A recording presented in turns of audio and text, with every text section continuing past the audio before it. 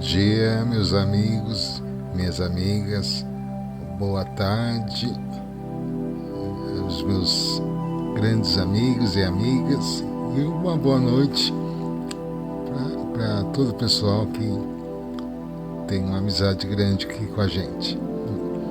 Então, eu estava pensando aqui nesses dias, que a gente, quando sai de um ciclo de abuso narcisista, não é que a gente está assim acusando o outro, de ter feito alguma coisa errada. O problema não é esse. O problema é você ter uma vida esculhambada. Esse é o termo mais correto. O problema é você ter uma vida esculhambada e ninguém teve olhos para ver. Ninguém teve olhos para enxergar o que estava fazendo, E não tem até hoje, Mesmo depois de muita confusão, para a gente sair desse ciclo de abuso, a gente fica numa situação assim perplexa, porque a gente sabe de onde estamos saindo. A gente tem uma noção exata da onde a gente estava saindo. Porque tem determinadas pessoas que a gente convive, que a gente entra nesse mundo, a gente nasce no meio de um seio de uma família. E dentro de uma família tem erros, tem acertos, isso é normal.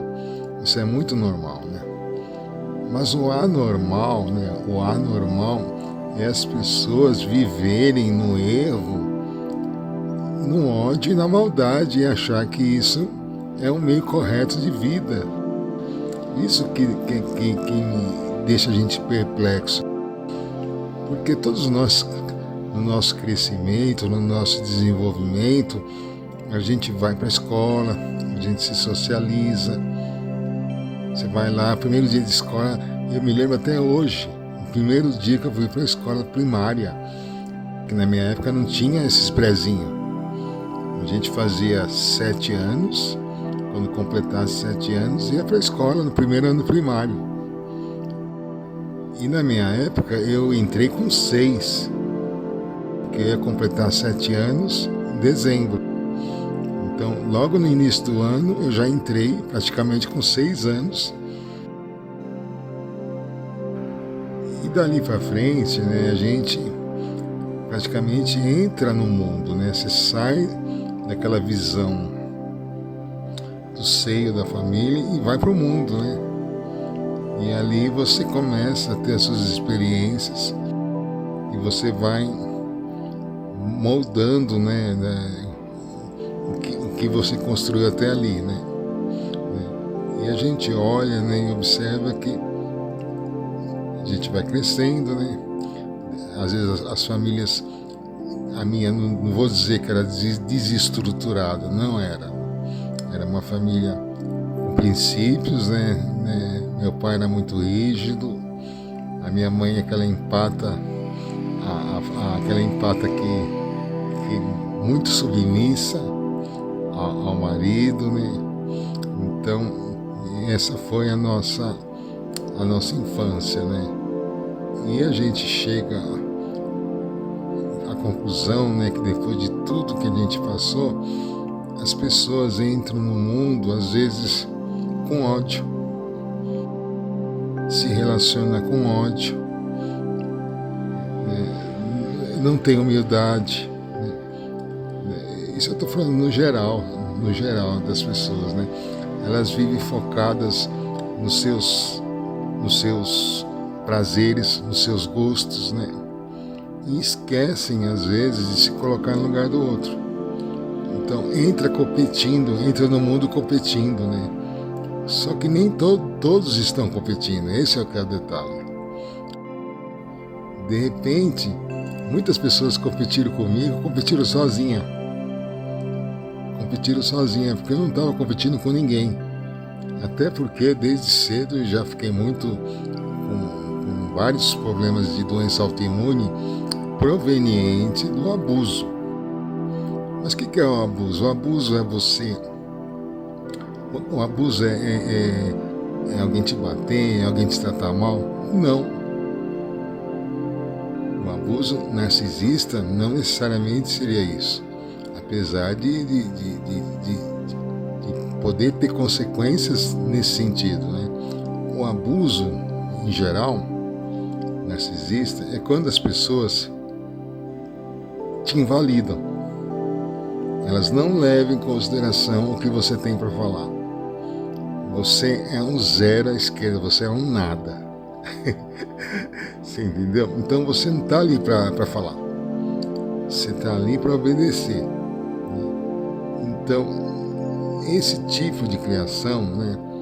Aquela coisa de você, quando pequenininho, né? A mamãe e o papai ensinam, você tem que fazer isso para ganhar isso, né? Aquela coisa do narcisismo, né? Aquela coisa de dar recompensa, né? Isso é o início, né? E não sei se vocês já ouviram aquela frase que nós somos educados para sermos infelizes. Pois é, então é assim, nós somos ensinados logo cedo que eu tenho que me controlar para poder ser aceito pelo outro. Tudo bem, isso é uma coisa normal, né? Não tem nada de problema. O problema é quando você encontra uma pessoa que vê essa dor que você tem, né, de início, que todos nós temos, né? Todos nós somos codependentes, todos nós fomos criados da mesma forma, e ele pega essa pessoa, ele fareja esse machucado que todos nós temos, né, interior, né, e vai lá e isca a pessoa. Aí ele coloca a pessoa dentro de um ciclo de abuso, né, porque ele vai usar essa pessoa para drenar a energia, né, dele. Essa pessoa vai ser usada. E quem faz isso sabe muito bem o que está fazendo, né? E eles não estão nem aí para você, viu? Não estão nem aí. Você que se lixe, se você tem alguma coisa para falar, que engula ela, né? Que engula. Não estão nem aí para você. Então é isso que deixa a gente perplexo, né? A capacidade que essas pessoas, esses narcisistas têm de querer destruir as pessoas, né? E eles simplesmente, depois que você sai do abuso, eles trocam de vítima. Você saiu, então vou ter que pegar outra. É o predador, né? É aquele famoso predador. Ele vai à caça atrás de vítimas, porque ele precisa disso para sobreviver. Nós precisamos disso para ter energia vital. No caso deles é o abuso. Nós estamos do outro lado do rio, né? A gente não tem necessidade disso. Porque eu não preciso me validar com ninguém. Né? Eu nunca precisei, né? Eu me valido sozinho. Né? Que a coisa mais maravilhosa que tem é você se validar sozinho. Mas no convívio que você tem desde pequeno, o narcisista, você vai ficando sendo invalidado todo dia. Então imagina, você ouvindo todo dia que você não presta, que é isso, que é aquilo, a sua autoestima vai caindo, aí começa a aparecer as doenças autoimunes, que aconteceu comigo. Com 13 anos já estava diagnosticado com uma doença autoimune. E por quê? Porque a gente cria uma condição de relacionamento onde as pessoas não se relacionam. Resumindo, a gente fica apanhando desde sempre, desde que nasceu eu estou apanhando. Então é isso que acontece, a gente vê essa situação. Agora que eu saí dela, eu olho para trás, o que eu vejo? Eu vejo, para quem está lá agora nessa situação, um filme de terror, como dizia um amigo meu aqui. Um filme de terror, porque é surreal a vida que eles levam. É surreal. E a capacidade que eles têm de levar isso a sério. Isso que é o pior de tudo. é levar o erro a sério, é levar como é que fala? A coisa má como sendo uma coisa certa. Então a gente chega na conclusão do quê? Que eles estão perdidos, estão entregues a essa energia de ruptura com a realidade, né? Porque não tem nada de real ali no que eles vivem, né? Eles estão competindo com o seu semelhante. Então tem toda uma hierarquia que a sociedade impõe às pessoas, e no final eles vivem isso. E depois eles se olham no espelho, não sabem de onde vem tanto vazio. O vazio vem disso aí, vem deles entrarem num sistema que foi montado justamente para um oprimir o outro. E eu, como professor, eu posso falar, eu lecionei 25 anos e tenho os alunos espalhados aí por muito lugar, e eu nunca oprimi um aluno. Eu dei aula na Escola do Estado, aqui em São Paulo. Os alunos que estudaram comigo no Estado, classe de 50 alunos, nunca tinham que pedir para mim para ir para o banheiro. Era livre. Eu não tenho essa condição. Eu sempre agi assim. Eu sempre tive essa postura diante do mundo, de liberdade, né? Porque é com a liberdade que você pode raciocinar. Sem ela, você não raciocina. E eu acabei entrando num ciclo de abuso, que chegou um ponto que a dissonância cognitiva, que a gente fica sujeito a ela, porque o fluxo de energia dos narcisistas é um fluxo muito forte. Eles são muito pesados na questão do diálogo. A conversa com eles não é uma conversa de comum união, não é uma conversa de trocas, é uma conversa de cobrança, é uma conversa de sugar o que você tem. Você é obrigado a dar para eles o que eles querem. Então aí a gente entra nessa questão do mal e do bem. O que está acontecendo? Por que são assim? Aí você vai pesquisar a vida da pessoa, eles não têm nenhuma crença, né? As crenças que eles têm são todas limitantes. Eles não têm crença para transcender a vida. Eles têm crença para fazer o processo inverso. Não é para transcender, é para fazer o processo involutivo, de ficar numa situação de braço cruzado. E isso choca a gente. Quando a gente transcende, a gente vê a capacidade do cérebro humano, ainda mais eu que estudei física, né? Eu tenho bem noção disso. Até no meu site eu pus um professor, uma luz do tamanho de um bonde lá, porque é justamente isso. Aquela luz do tamanho de um bonde eu vi na minha graduação inteira. E naquela época eu estava lá, com meus 20 e poucos anos, assistindo aquelas aulas assim, surreal em termos de cálculo, né? A lousa cheia de conta para cima e para baixo, e a subjetividade em cima daquela coisa concreta, né? Que a matemática é muito exata, mas ela é exata até um determinado ponto, porque chega um determinado ponto que você cai na subjetividade, aí não tem mais fim. E aí que você se aproxima mais de Deus, né? Porque muita ciência se aproxima do Criador. Pouca ciência, aí você vai evoluir, aí você vai procurar simpatia aí, né? Você vai procurar coisas que não tem nada a ver com o cérebro. O nosso cérebro leva nós a buscar o Criador. E se você não tem um cérebro assim de busca, você cai na involução. A sua involução vai te levar para uma visão preta e branca da vida, para uma visão de amargura, para uma visão de frutos podres. Por quê? Porque você não está em conexão com a sua centelha divina, você não está em conexão com o Altíssimo. Isso é muito importante na vida do ser humano. A gente nasce buscando essa religação, né? Que a gente desliga por volta de 6, 7 anos e depois você vai passar a vida inteira tentando se reconectar.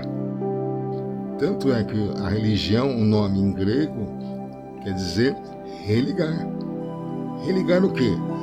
Religar, né? Quer dizer que tá dizendo que é uma coisa que estava ligada, né? Tá religando. Religar o quê? Religar a sua conexão com o cosmo. Com o cosmo, que é o Altíssimo.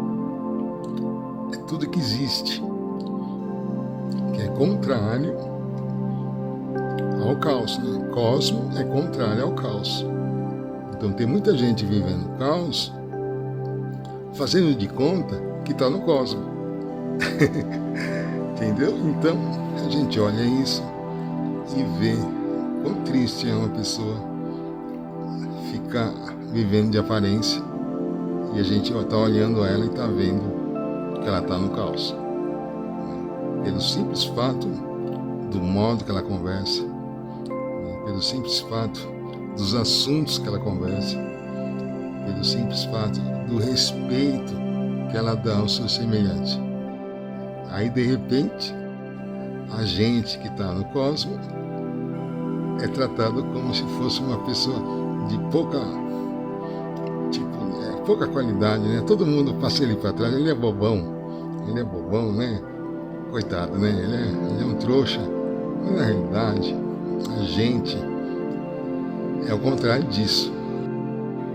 Mas eu vou deixar isso para outros vídeos, para ele me mandar, né? E outra coisa que eu também queria falar, eu não estou aparecendo ainda nos vídeos porque eu estou saindo do inferno, né? Então, eu estou me restabelecendo. A hora que eu tiver uma boa energia para aparecer, eu vou começar a aparecer, né? Já está programado isso, mas eu estou me restabelecendo porque depois que a gente sai do inferno, a gente precisa de um tempo, né, para recuperar, né, tudo que a gente perdeu, né, durante uma vida quase inteira, né.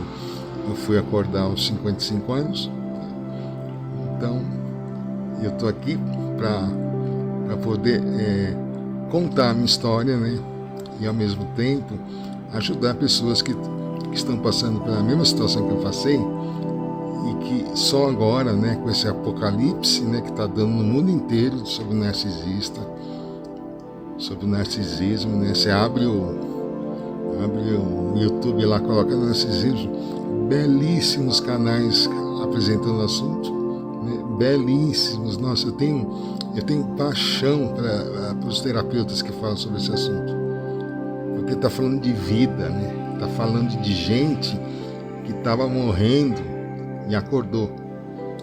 Estava falando de gente que estava ajudando a pessoa errada, mas ela acordou.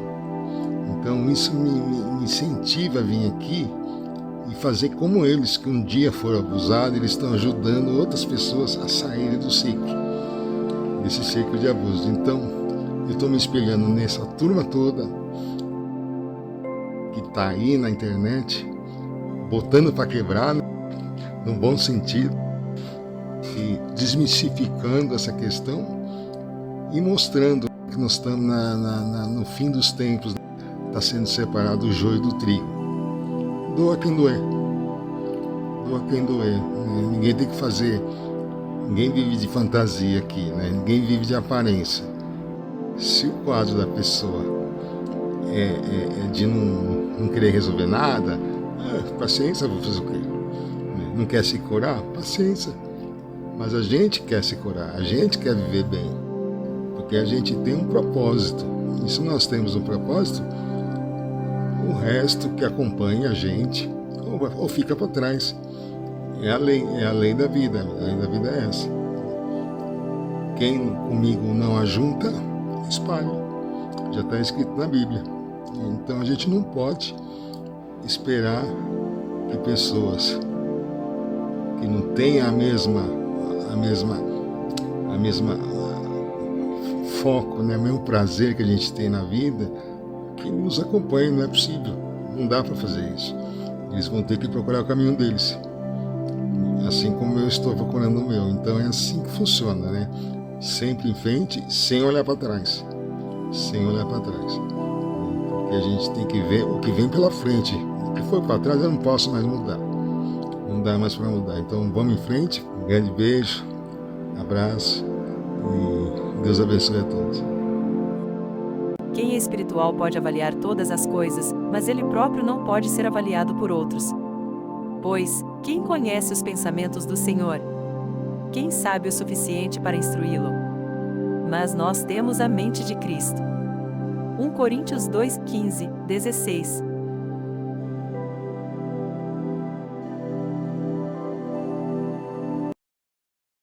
Nunca deixe um narcisista drenar a sua energia positiva. Você para de arrumar confusão com os outros. Quando ele tá errado, ele faz isso. Não, eu tô falando. Cara, eu tô falando. Ele não deixa eu falar, não, gente. Não, porque ele acha que ele tá sempre certo. Ele acha que ele tá sempre certo. Cara, eu tô falando. Você não vai deixar eu falar, então, não, né? Eu tô falando certo. Não, gente, ele tá sempre certo. Não dá pra falar com ele. É o melhor que todo mundo. Nunca argumente com um narcisista. Você para de arrumar confusão com os outros. Quando ele tá errado, ele faz isso. Não, eu tô falando. Cara, eu tô falando. Ele não deixa eu falar, não, gente. Não, porque ele acha que ele tá sempre certo. Ele acha que ele tá sempre certo. Cara, eu tô falando. Você não vai deixar eu falar, então, não, né? Eu tô falando certo. Não, gente, ele tá sempre certo. Não dá pra falar com ele. É o melhor que todo mundo. Conversa com narcisista é apenas para colocar limites. Faça assim. É sem muito papo. Hoje eu tô sem muito papo, mano, tá ligado? Me esquece. Acho bom esquecer minha vida, hein? Nunca argumente com um narcisista. Conversa com narcisista é apenas para colocar limites. Faça assim. Isso, cara, põe os limites. A pessoa entende. Você não vai mais me invadir esse espaço. Você não vai mais me contaminar com essa merda. Vai se fuder, cara. Sai fora. Quando você estabelece isso, você obriga o cara a lidar com os problemas dele, cara. A cuidar da vida dele. Não vem jogar sua bosta pra cima de mim. Se vira. Foi você que cavou esse buraco aí. O problema é teu, truta. Vem jogar pra mim a responsa. Sai fora, mano. Eu tô muito ocupado cuidando de mim. E o que acontece quando a pessoa se fode de verdade? Ela acorda. De verdade. Quando você teve nos seus piores momentos lá, quando você descobriu que você tava com quem? Tinha ninguém lá. Era o Joel com o Joel. Todo ferrado lá. Porque ninguém podia fazer nada por você. Aí você pede ajuda, a única força que pode mudar tudo. É sempre naquele momento. Isso daí tem os negócios. Mano, tem uma parada que aquele momento é o momento da virada do jogo. Que é onde você vira e fala, quando você tá todo ferrado, você tá lá na clínica, todo zoado de reabilitação, quando você tá no fundo de uma cela, quando você perdeu, o cara quando perdeu a mulher. O cara, quando tá naquela situação, ele tá lá, então vê que ele tá totalmente sozinho, aí ele grita, ai meu Deus, me ajuda, e ele fala, ai meu Deus, me ajuda, e ele fala, ai meu Deus, me ajuda, e ele fala, como é que é? Ai meu Deus, me ajuda, e ele fala, como é que é? Ai meu Deus, me ajuda, e ele fala, como é que é?